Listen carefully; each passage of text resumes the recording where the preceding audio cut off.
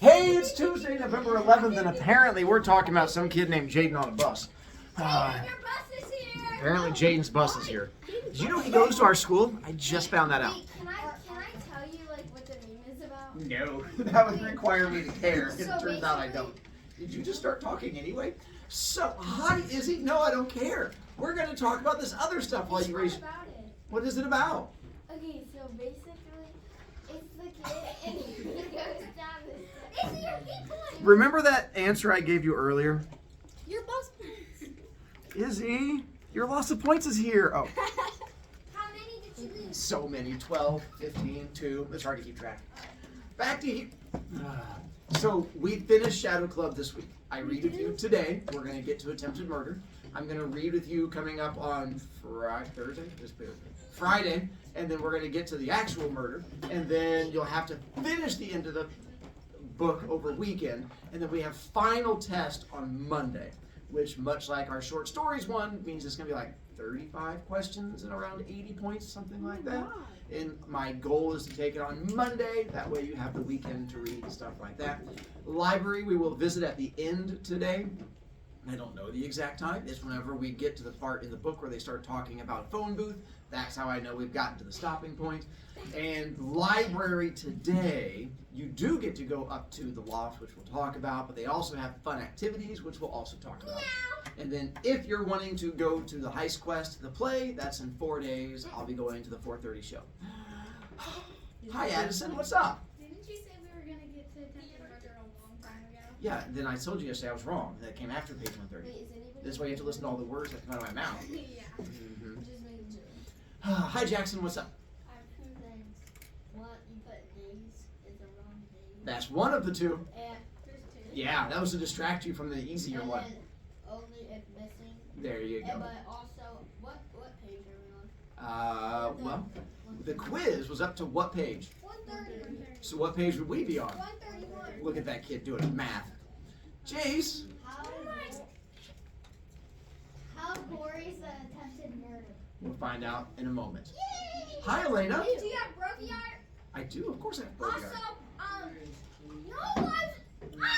That's how I feel every time I call on you guys. Say something. Saleh. It's the name Shadow Club page. The one on It's called the Shadow Club characters. The one you have to make all the 10 character connections. It's called SCC. Hi, Elena. How's your knee? Glad you brought that up, Elena. Yeah. Cover the IXLs. My one kid who's turning in all the ones that she says are done. She's going to submit them. I believe you. You got to get them submitted so I can give you credit for them. Growling at me doesn't change it. I just want to give you a grade. Let me be nice to you. Shirt-wise, you have this week to turn them in. By Friday, again, T-shirt is 15, hoodie is 30. And hopefully we're going to get them around Thanksgiving-ish time.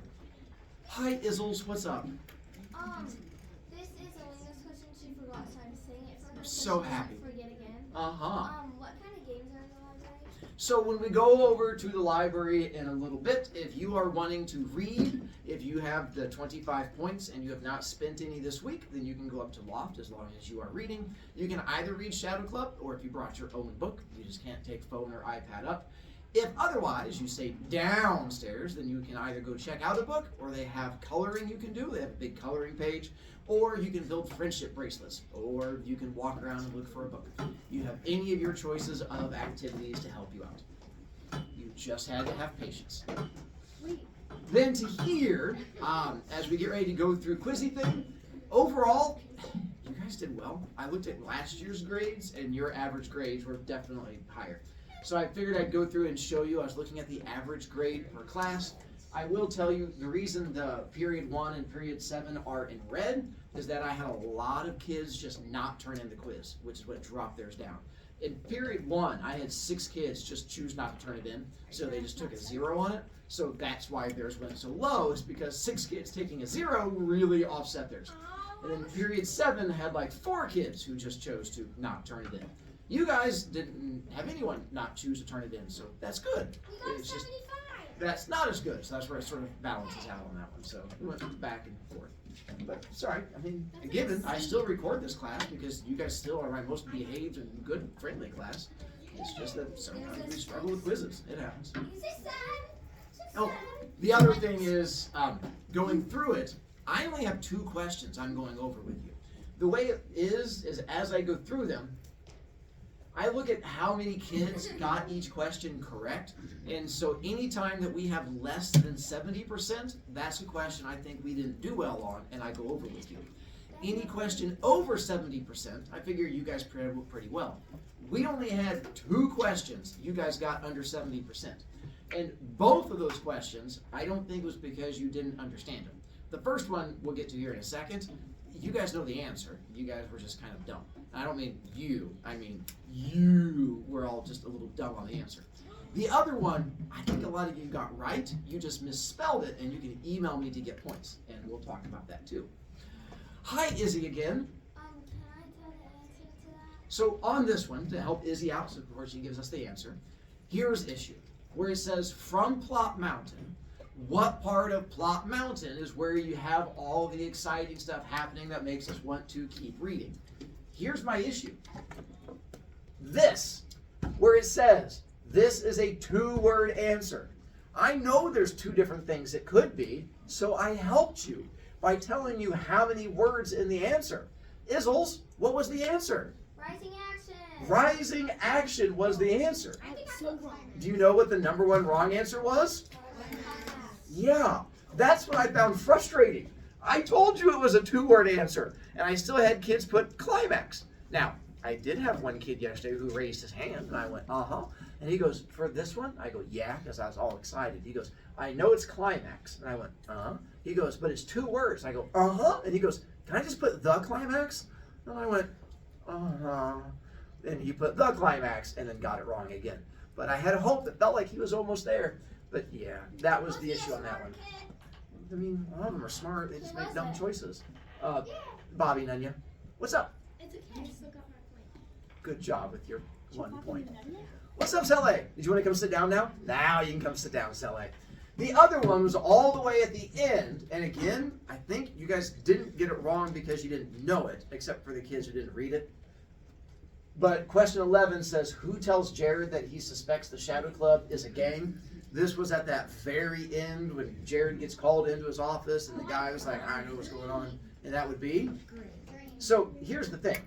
For any of these short answer ones, I have to pre-type in the answer on what I expect you to write. So on this one, I literally wrote out 10 different answers you could have typed in. I put green and I put Mr. Green. And then I did green in all capitals.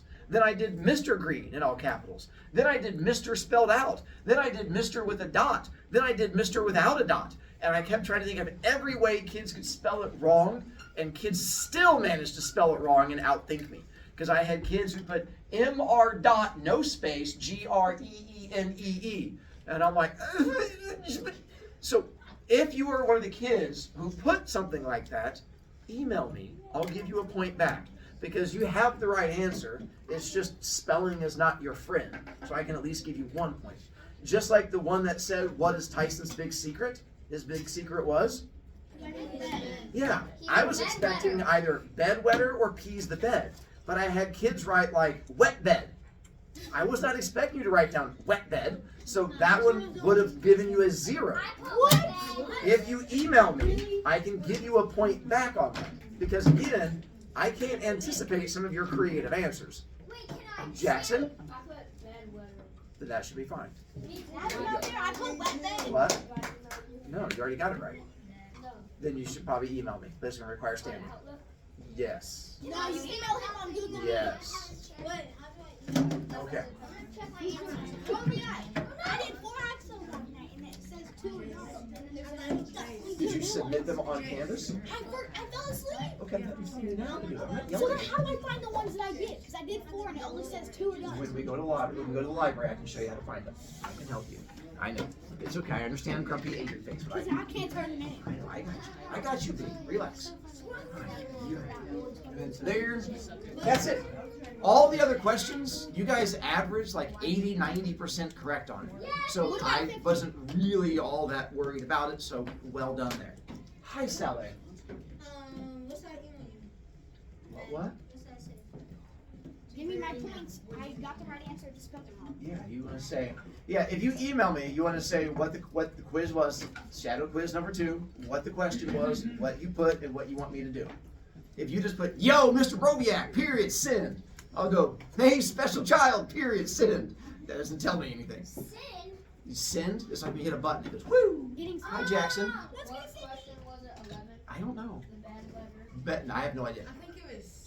You'd have Six, to, seven! that was 11, that wasn't bedwetter, that was Mr. Green. I don't know which number bedwetter was. So you're gonna have to scroll through there and look at them. So, the handful of you who have read ahead, I know most of you have not, which is fine. But we are now into the final rising action, getting into climax, getting into end, where we're going to get into deathy dead parts. And so this is where you can't go talky, because if you do read ahead and spoil things, I have to be mean to you. Don't make me be mean to you. Just like talking over me when you're trying to turn in your IXLs. I can't. That would be the talking over me part. Then on here, after talking to the kids last week when I had this picture up there, I think I've come to the conclusion that the classes seem to think that this is Tyson as the overall answer. Even though that is absolutely not how I picture Tyson looking, I'm assuming that is probably Tyson, especially with what's coming up in the book. So that was my sort of final guess on that one. Hi, Elena. What did you put? Hang on. Any questions about the quiz, you can ask me later. I'm not doing now. No, please. That's what I said. Good job. Okay, so then moving on from there, I want to go through and help you as Elena crashes out. So, quick review of where we left off before I get to today's reading. Just to make sure we're on the same page. We had them doing a thing. And then here, this part. So, what is it that we are discovered that Jared discovers about Tyson? He wets the bed. What is the other secret he discovers about Tyson? He makes puppets. Because that does come back later in the book and plays another role with the little marionettes things that he makes. Then, Jared comes back and tells the club we need to stop doing pranks. Why does he want to stop doing the pranks? Because they got out. Who found out? Mr. Green. So that's the worry, is that now that Mr. Green knows about it and people are finding out, he was like, hey, we don't want to bring attention to ourselves. So he's trying to play good kid choices. Okay.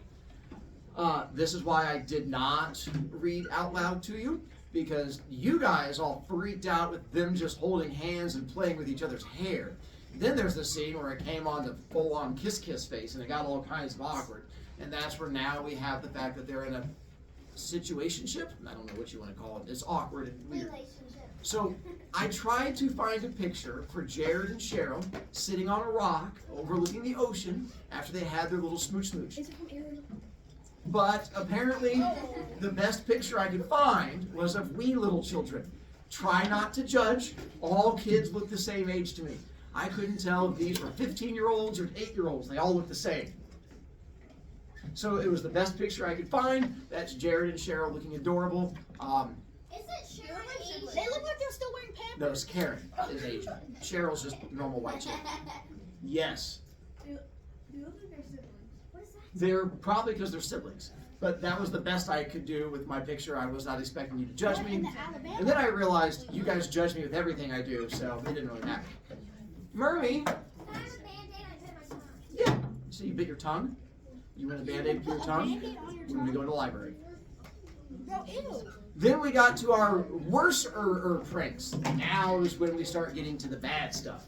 So, do you remember what the first prank they did to Eric Kilfoyle, the basketball player, was? Oh, they put green in his armpits, and he's colorblind, so it turns right. He was like, blood! Ah! And he's running around the gym screaming. Wow, that was good acting. It felt like he was here with us. And everybody thought that. Then The idiot. our new issue, what do they do to his locker? So here's where we're now getting to the bad stuff. Putting paint on someone's armpit, you're not really like a crime. But if he had expensive stuff in his locker, they covered everything in his locker with black paint. So that means you ruined clothes, electronics, anything that was in there is now ruined. Now you're getting into crime territory. Yeah. They didn't do that. The person did that. Whoever that's why I say they. I mean whoever the person is framing them, as in the they. because I don't want to give away if it's a male or a female, so I'm going they. What? Mr. Diller's camera. What happened with the camera? Whose locker? Kid named after money. Penny. Nichols. Good job. Tommy Nichols. And so Tommy, who was Mr. Diller? I don't know. The principal. His really expensive camera disappears, and it's found in Tommy Nichols, the smartest kid in the school's locker. And what happens to him? And so here's where technically the principal could have pressed charges and had the kid arrested, because stealing a several $100 camera is definitely a crime that could get you in trouble. Oh my god, stealing can get you in trouble? I think just stole it. And then, speaking of things that are bad, again, David Berger's trumpet and no. Yeah, the slime, again, not awful. You can just clean that out. What they did was put it behind. Because he got all over everyone when he blew it. It did, but it was still not horrible. But Yes, here. it would have got in your hair. Oh no, you have to take a shower. But slime is so hard. One time I got slime. But in with my the hair. trumpet getting. Those of you in band, do you know how expensive your instruments are? Yes. I know because I had to pay for my kids. They are several $100s, which means one of those getting smashed means you are now, if you were to get arrested, that's like grand theft larceny kind of thing. Not grand theft auto, because it's not a car. Grand theft larceny is when you steal something that's worth a lot of money. I imagine stealing and smashing a trumpet would qualify. Hi. Eso suena. Bueno, no tengo idea. Sí. Yeah, Harry Potter. I see it. Oh, I can see Harry Potter. I'll roll with that one. How? Jace.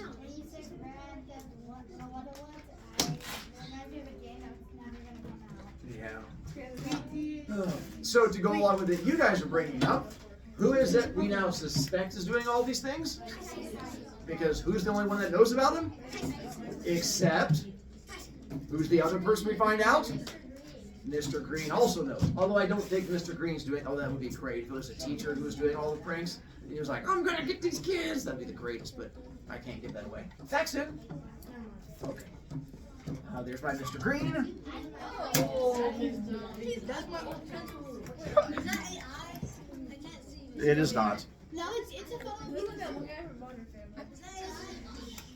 You can't see it, so. Jackson. What a nice neighbor. I'm gonna be a neighbor. We are going to be on page. 131. There you go. Hi, Izzles. Yeah, and we go to the library. All right. So we are on page 131, which makes Izzy grumpy. And so there, and so, oh, when it says what Ralphie said, that's referring to Ralphie Sherman. What do we know about Ralphie Sherman? There's a scene coming up with him in just a moment where I'm going to ask again about Ralphie Sherman. What Ralphie said. When things get bad, boy, do they get bad. I thought that maybe if the Shadow Club laid low for a while and didn't play any tricks, then Green might leave us alone. Maybe everything would be all right. But things weren't all right. I had hoped that David Berger's flattened trunk would be the last of the mysterious pranks, but it was not. Someone was terrorizing the Unbeatables.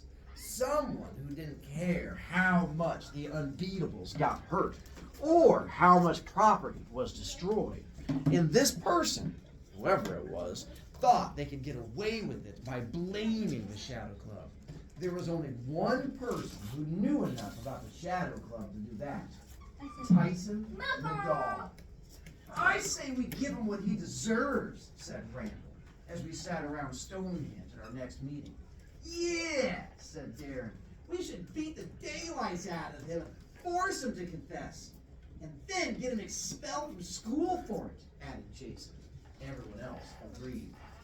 No, I said. We have no proof. We can't do anything like that yet. What other proof do we need? Asked Abby. He's the only other one who knows about the club. It has to be him. We can't do anything yet, though. Not until we can prove he's doing the pranks. Yeah, he's innocent until proven guilty, added Cheryl, even though we know he's guilty. So, what do we do? Asked OP. Just sit around and wait to be blamed for everything? What if something really bad happens? Don't worry. Tyson's crazy, but he's not that crazy. Nothing really bad is going to happen. Boy, was I wrong. So, those last couple sentences, what's that an example of? Foreshadowing. Nicely done. Foreshadowing, because something bad is getting ready to happen. That next week, the entire club vowed to look out for the unbeatables, watching them as well as watching Tyson, to make sure that no more pranks were pulled. We must have done a lousy job of it, though, because on Thursday, during lunch, Drew Landers became the next victim. Now, Drew, as I've told you, is a swimmer, and very much into it. In fact, he has this obsession with anything that had to do with swimming. It only made sense then that Drew had a thing for fish. For as long as I knew Drew, he had always had a fish tank, and it was the one thing in his room that he kept clean. And he had a second tank at school in Mr. Milburn's room. I guess because he considered himself a human fish, he had a weird sort of affection for his cousins in the tank. Excuse me. Sorry. Excuse you. Anyway, Bless thank you. Bless your heart. 60-gallon tank had sat in Mr. Milburn's classroom since Drew had started 7th grade. And now, a year later, it was still there, filled with starfish, sea anemones, and brightly colored saltwater fish. They were pretty, they were expensive, and Drew loved those fish like most normal people might love a pet dog. Every once in a while, some bozo would drop something stupid into the tank, a bar of soap, or the shavings from the pencil sharpener. Once, someone put red food coloring in the tank. After Mr. Milburn changed the water, the fish seemed fine, although they were sort of pink for a while. No matter what dumb things kids did to that tank, those fish always seemed to come out of their ordeals all right. But not this time. During lunch, Mr. Milburn always locked his room and went down to the teacher's lounge to fall asleep while listening to the rest of the teacher's gossip. Well, as everyone knows, school classroom locks are the easiest in the world to pick. All you have to do is slide a hanger into the door jamb and bingo. Well, that's what someone did. And then that same someone dropped a firecracker into Drew's fish tank. Now, there are firecrackers and there are firecrackers.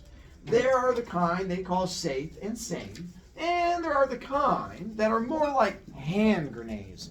There are cherry bombs and M80s that, when put in a strategic location, can do an awful lot of damage. But the worst, by far, are blockbusters. Packed into the cylinder of a blockbuster is a quarter stick of dynamite.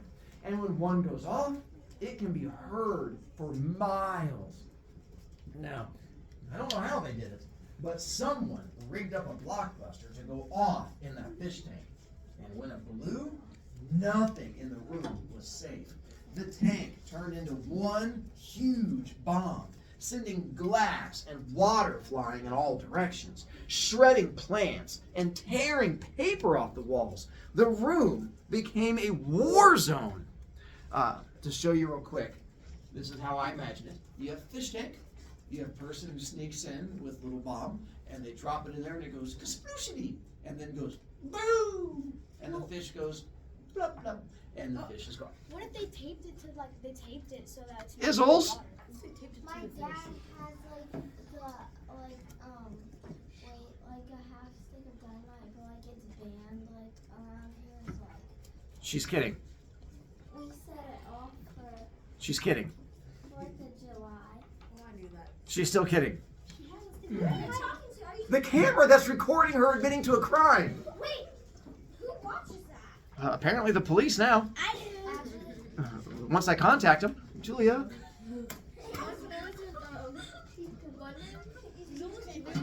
They're like banned in America.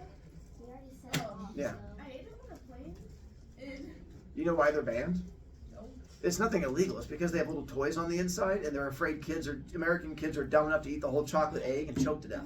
So that's why they're banned in America, because apparently over in other countries, kids are smart enough to open the egg. When I went to Canada, I got one. Those were so good. They sell like the wrapper that they really take it out. Yeah. They get in trouble. They have to like. Well, Yeah. it was There you go. Jackson! It's a good point. What? Kinder eggs? Oh, yeah, you can. Well, Go on the platform on Lake House. I- you can, but like, you have to buy it from other. I am unaware of the selling of illegal fireworks, and I cannot condone the buying of these in any way. I was out on the field with Cheryl and Randall, consoling Randall from his recent humiliation. It seemed that the day before, after swim practice, Drew threw Randall out of the locker room with no clothes on. Which, by the way, yeah, schools frown on that. You cannot just throw naked little boys out into the hallway and not expect to have bad things happen. But whatever. Almost the second I had convinced Randall it was better to forget about it for a while, we heard the explosion. Boom! It was so loud you'd swear the whole school had blown up. The blast echoed from the high school across the large field, and a strange silence followed. Everyone turned toward the school. Not again, said Cheryl. At first, we all thought this was yet another school fire. But in a moment, I began to suspect it was another evil prank. I turned to look for Tyson, but couldn't find him. And that sick feeling returned to my stomach, along with the cold feeling to my hands. Meanwhile, several teachers ran into the school to evacuate the remaining students. For all they knew, a gas line could have blown up. Someone pulled the fire alarm, and in minutes, the fire trucks arrived. It didn't take long for the firemen to find out what had happened. From what I heard, there was nothing left of that fish tank, and that collection of fish that Drew Landers had spent years putting together was gone in a fiery fraction of a second. So they not only killed, Tommy Nichols' spider, which was his pet, they have now killed Drew Landers' pets, which was the fish. Tell me the truth, Randall, said a kid after school. Cheryl and I were talking before I went off to track practice, and as usual, Randall was hanging around with us, making obnoxious comments about the fact that we spent so much time together, when this kid, someone on the swim team, I guess, came up to us and asked Randall a question. Tell me the truth. Did you blow up Drew's fish tank? Tell me the truth, man. I don't want to tell anyone. Randall was speechless. He turned to Cheryl. See? What did I tell you? Just because of what he did to me yesterday, everyone's going to think that I blew up his tank. I'm being framed, he yelled. Then he turned to the kid. No, I didn't do it. So just get it out of here, all right? Yeah, I'll bet you didn't do it, said the kid, and ran off. You better keep your mouth shut because I didn't, yelled Randall as the kid ran away. He turned to me and Cheryl. You know I didn't, right? I was there with you all during lunch. You know I was. Well, I know it, and you know it, but who's going to believe us? I see a pattern emerging, said Cheryl. Have you noticed that these pranks have been pulled soon after the victim has done something really mean to a member of the Shadow Club? Huh? Think about it, Limp Brain, said Cheryl to her brother. Eric Kilfoyle's locker was filled with paint the day after Darren nearly got into a fight with him. Darren told me about that. David Berger's trumpet got run over the day after David was chosen to play for the high school band again, and he'd made Jason feel miserable about it. Tommy Nichols had just beat out OP for a place in the district science fair before the camera incident, and now Drew's fish tank explodes the day after he threw you out the locker room naked. Someone is definitely trying to frame us. Exactly. And if anyone finds out about the club, then we're going to be the prime suspects. We're the only ones with motives.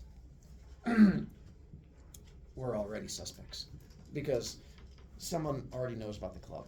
Cheryl and Randall turned to me with that end of the world look in their eyes. Green knows. I don't think he knows what we've done, but he knows about the club, and I'm sure he suspects us. Until then, I haven't told anyone. Oh, Tyson told him. I'm sure of it. Tyson, said Randall with a hiss in his voice that made him sound like a snake. I told you he was behind all this. It has to be, said Cheryl. I'll bet we could prove Tyson blew up the fish tank, like fingerprints or something. And then another voice entered the conversation. I saw him do it, said the voice. We all turned around, and standing there, braces, freckles, curly hair, and all, was Ralphie Sherman. You're talking about the fish tank, right? Said Ralphie. Well, I saw Tyson McGaw blow it up. What do you guys say you know about Ralphie? We were all quiet. Ralphie blew a big, fat bubblegum bubble, and it popped in his face, sticking to his eyebrows. He peeled it off and popped it back into his mouth. It's true. Like, I was in the classroom. I saw it. How could you have been in the classroom? You would have been killed by the exploding tank. Well, I mean, not like in the classroom, but I was like looking into the window. I saw Tyson do it, honest. But I saw you in the field when it went off, Ralphie. Yeah, darn right. I wasn't going to hang around if a blockbuster's about to go off. I left as quickly as I could. We all looked at Ralphie Sherman, who couldn't pass a true or false exam because he didn't know the difference. Should we believe this? Ralphie blew another bubble, this one bigger than his whole head, and when it popped, it stuck to his hair. He peeled it away and shoved the gum back into his mouth. And you know what? I believe him. Me too. So do I. Ralphie's eyes lit up. You do? Really? Honestly, truly, you believe me? Yeah. Ralphie smiled and skipped off towards his bus, the happiest boy in the world. Do you guys believe him? No. So, out of curiosity, why do you think they believe him? Yeah? I don't know why, but I think that I don't believe them because, like, they haven't really talked to him, I don't think, and maybe heard the other group. Oh, the others. Jace. If that's the only evidence they have, and they're desperate. I'll roll with that. Jackson? Because he said he saw Tyson McGaw and that's what he thinks. Makes sense to me. The fact that they're desperately want to believe a thing. Kylie? Alright, so I believe that he did it. I just don't believe that the kid Ralphie saw him do it. So you believe Tyson's guilty. You just don't think Ralphie's one that saw him. That Ralphie's just gotcha. Izzy, what is in your head? We didn't get a moment's rest that day. For only 30 seconds after Ralphie went skipping away, we turned to see a commotion at the school's front gate. Hey! Yelled Martin Bricker to anyone who would listen. Vera can't stop her bike. She's headed towards Cellar Boulevard. Cheryl, Randall, and I raced toward the front gate, but it was too late. As we looked down the street, we could see Vera flying down the hill, screaming at the top of her lungs. Of course, I thought to myself, what an idiot I was. Didn't Abby have a big argument with Vera today? Didn't Vera call her a slob in front of half the grade or something like that? Of course Vera would be the next victim if Tyson were trying to frame the club. We watched in horror as she crossed through the first intersection on the way to Cellar Boulevard, which was down at the bottom of the hill. Luckily, it was a small intersection and no cars were there at the time. But Cellar Boulevard would be a different story. It was one of the busiest streets in town, and I could see cars and buses racing across it. She's gonna get herself killed, yelled someone from the crowd as we all watched Vera fly down the street. Can't somebody stop her? Now, if the girl had half a brain, she would have just turned and smashed into a fence rather than race across Cellar Boulevard. But as anyone can tell you, Vera Donaldson did not have half a brain. In seconds, she came up on Cellar Boulevard and went flying out into the middle of traffic. Car horns blared, a van swerved, a car screeched to a halt and then was rear-ended. Vera sailed across the street, hit the curb, and then went bouncing off of her bike, smacking her head on a fire hydrant, while the bike went crashing through Muggleson's bakery window, laying the window to waste and demolishing a 5-layer wedding cake on display. Everyone, including Cheryl and Randall, ran down the street to find out how Vera was. But I didn't. There was someone who I had to find, and I had to find him now. Who's he going to find? So this was our attempted murder, because that very well could have killed Vera. Her going down that hill and getting hit by a car, she didn't. That's why it's only attempted murder and not full-on murder. I thought But- it was gonna be something cooler. Sorry. But at the same time, realize, again, crime, because you've now ruined a store, you've had a car accident, so there's all kinds of damage. So you've just now racked up thousands of dollars worth of damage. So again, you're looking at grand theft or grand something. Yes. You also like bang your head on a fire hydrant. Although, I mean, with Vera, you might not know the difference, but yeah, you're right. Oh, that's so sweet of you. Jackson. Hitting her head hard enough on the fire hydrant. It could have. I mean, it didn't this time, which makes Murmy sad, but it's possible. Yes, I do. We have to wait till we go to the library. It didn't take long. He was standing by his locker in the main hallway. Tyson, you're gonna pay for this. Get out of my face. He grunted and tried to leave, but I grabbed him by his shirt as he struggled. I dragged him through the hall. Leave me alone, you moron! You idiot! You butthead! I didn't say anything. Not yet. Not until I had him in a place where no one would hear us. I dragged him down the hall and then shoved him into the school phone booth, closing the door behind us. He struggled, and I shook him so hard that he began to look like one of those marionettes he had up on his wall. Do you guys know what a phone booth is? Yes. Have you guys ever seen a phone booth in person? Yes. Ooh. My Barricade Park. I was going to say, if you've ever been to Billericay Park, that's where most kids have seen it. They have the red one out in front of that little building that's there. Oh yeah. Phone booth. That one's from Europe or I live England. like 2 minutes away from that. Yes. I've seen it in Doctor Who. Also nice to know. I have my little Doctor Who one that's back over here on my shelf. I have a little phone booth back. That one's kind of hard to see. It's behind everything. But yeah, there's a little Doctor Who one there. Oh, that's Tyson and Jared yelling at each other. So, phone booth, for those of you who have not seen one, looks something like this. Yeah. Have you seen the black phone? Oh The yeah. second No, one? I forgot. Black phone 2, they have that phone booth in there. That He's one out is there. so good. Nicely done. I'll use that. I'm going to steal your reference. I'll give you credit, though. And so, phone booth, I mean, if you remember the old Supermans before you guys was on, this is where he used to change from Clark Kent into Superman. He would go in there and like spin, and then all his clothes would fly off and he'd become Superman. So we used to have one here in our school. Like they would have these out on the street, and that's where you, before we had cell phones, if you needed to use a phone, they would also have them in schools. And so when they redid our school back 5 years ago and they tore everything down, I went and took a picture of where the old phone was at our school. This was a working phone through like 2010, like the first 10 years of me teaching here. This is what we had because kids didn't have cell phones. If you wanted to contact home, you either had to A, convince your teacher to let them use your phone over there on the desk, or I would have kids use a hall pass and take a quarter with them, and they would go down to the payphone and they would use it there. It's located here. This is the choir room where Mrs. Pancake is. This is the cafeteria. That's the doors that go out to like the tennis courts. This goes into the LGI. This is still there to this day. It's just now there's a giant bulletin board in front of it that has all of the play stuff on it.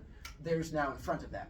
But like we used to have the phone there that had little buttons on it and stuff like that. But in 2010, they ripped all that out and then just left this metal thing and put a case in front of it.